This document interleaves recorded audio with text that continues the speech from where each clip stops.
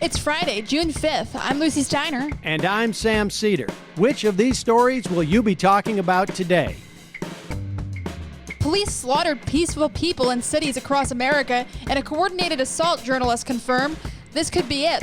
Meanwhile, Facebook is helping to incite violence with ads and propaganda. Other media companies were reportedly compromised. And lastly, in Forks, Washington, 4 high school students used chainsaws to rescue a multiracial family from Spokane accused of being Antifa. You are listening to Majority FM's AM Quickie, and these are the stories you need to know.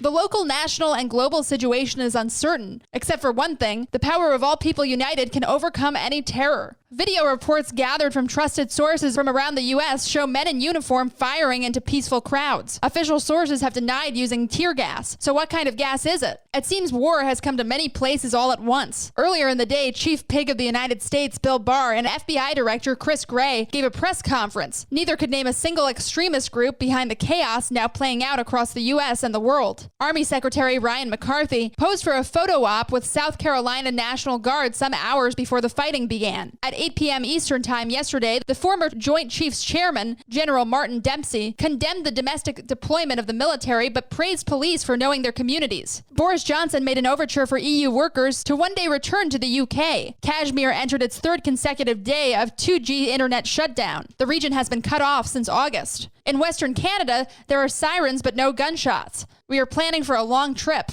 Elsewhere in the U.S., reports of white nationalist militias in suburbs from Kennewick, Washington to Long Island, New York. Seattle labor unions fought to expel the police union. Habeas corpus is suspended in New York. But together we will be free.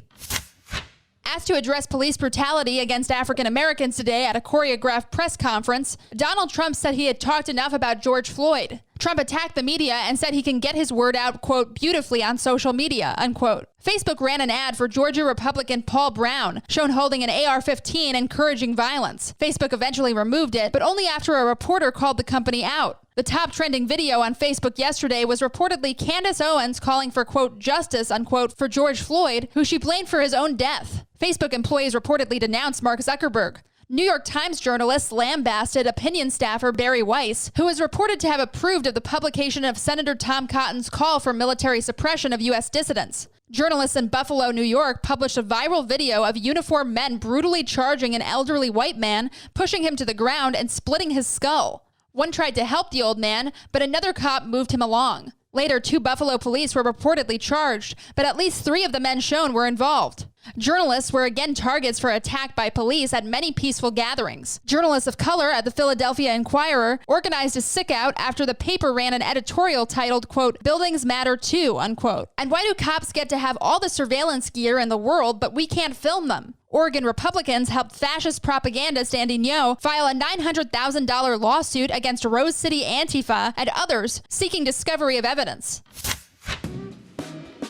Hey, Majority.fm's AM Quickie is fueled by JustCoffee.coop. Just Coffee is a worker-owned coffee roaster based in Madison, Wisconsin that has sponsored the Majority Report for nearly a decade.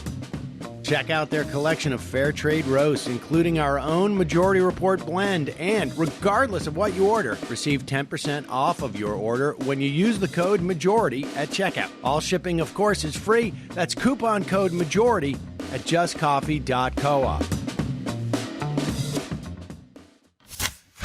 Trusted journalists in Washington state reported that in the town of Forks, a multiracial family was accused of being members of Antifa. They were followed and prevented from leaving their campsite, local deputies said. 4 high school students cut the trees blocking their campsite with chainsaws to allow the family to leave, according to a press release signed by Sergeant Ed Anderson. The local sheriff's office is actively conducting a criminal investigation into the incident and is seeking information regarding those involved, Anderson said. Before camping, the family was confronted in town by 7 or 8 carloads of douchebags carrying what appeared to be semi-automatic rifles. They told deputies they heard gunshots and power saws nearby. And now, for some quicker quickies. Quicker Quickie. Journalist David Sirota reported that the police donated $1 million to Andrew Cuomo. A Minneapolis City Council member said on Twitter that he agreed with Attorney General Keith Ellison that the MPD should be dismantled and replaced with a, quote, transformative new model, unquote. The AFP reported that a sex worker was arrested on manslaughter charges following a man's death during a mystic ritual in which he inhaled psychedelic toad venom. Actor Dwayne Johnson asked, quote, "Where is Donald Trump?" unquote. Your guess is as good as ours. Quicker. Quickie.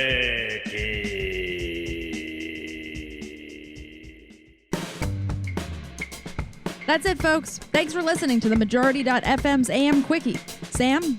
Thank you, Lucie. And don't forget to join us today, live at noon on The Majority Report or later as a podcast.